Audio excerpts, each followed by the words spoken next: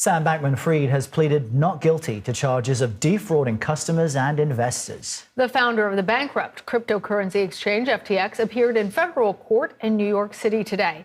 A federal judge allowed Bankman-Fried to post a $250 million bond last month. He remains under house arrest at his parents' home in California while awaiting trial. The former head of FTX is charged with 8 criminal counts of fraud, money laundering, and other financial crimes. If convicted on all of those charges, Bankman-Fried could serve up to 115 years in prison. That's a hefty sentence. Joining us now is Randy Zelin. He's a criminal defense attorney here in New York and an adjunct professor at Cornell University Law School. He's also a former prosecutor, so an ideal person to speak with today.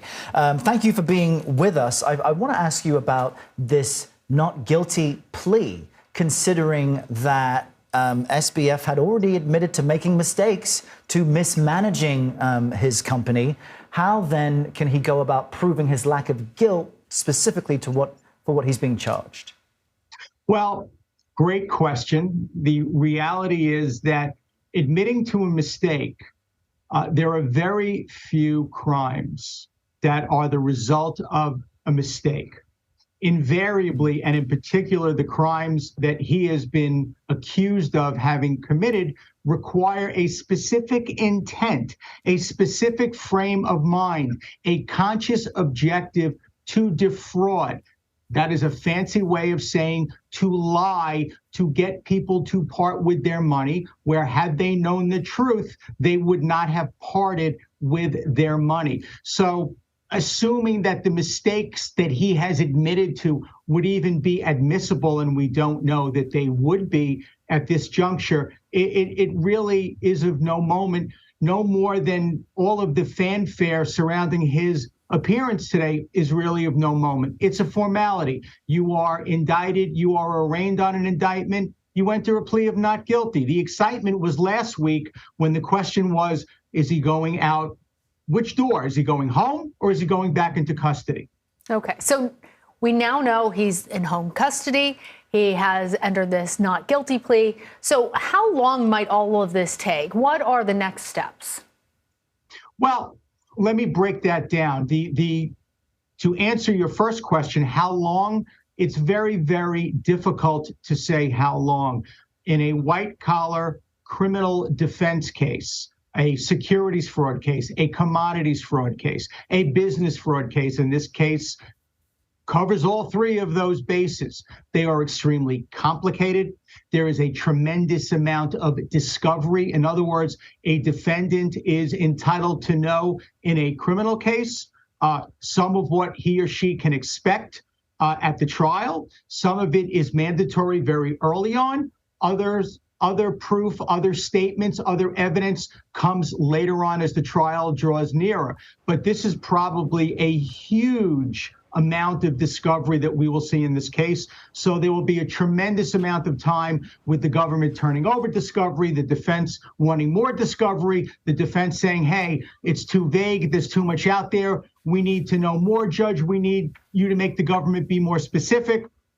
There will be motions. We could be years with an S at the end away before a trial.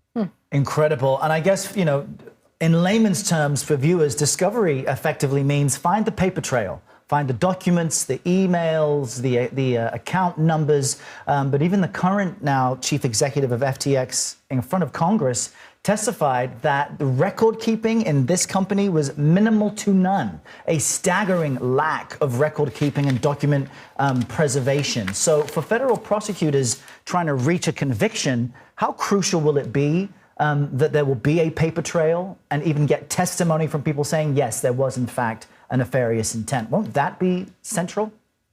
Talk about a phenomenal question, because it really becomes 2 sides of the same coin. One of the problems for the government in a typical securities fraud or commodities fraud case is that they are dry, they are boring. It is, when I tell you Empire State Buildings of paper in terms of what we call terabytes, and anytime the government starts talking about discovery in terms of terabytes, everybody's eyes glaze over.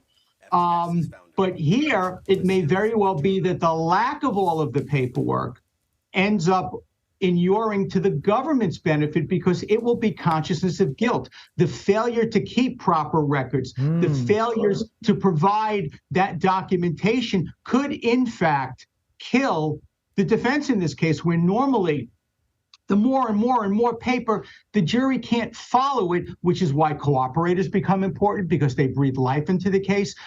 Typically in a white collar case, the government will make it a lifestyle case. The first exhibits that I've gotten when I'm on trial and I yell and scream to the heavens, the jury looks at the houses and the cars and the Black American Express bills and the jewelry and the this and the that, to show where the money went. Is it relevant? No. Is it prejudicial? Yes. But that's what excites the jury. Widows and orphans having been defrauded. That's what excites a jury and takes an otherwise very dry and boring case and makes it something for the jury to follow. The failure of paperwork here could actually tremendously help the government. Huh, very interesting. All right, Randy Zelin, thank you. Thank you, Randy. Thank you.